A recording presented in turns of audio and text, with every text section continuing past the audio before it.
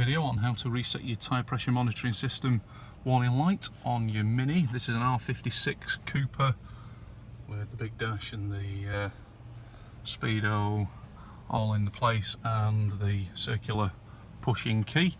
This is a 2007 model, but other models are available. So I'm going to push the key into the dash, press the button once, feet off everything so that nothing, don't need the engine running, just the ignition on.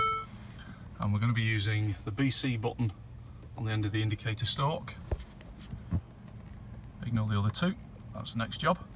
So pressing the BC button, we're going to cycle through to set info. There we go, then press and hold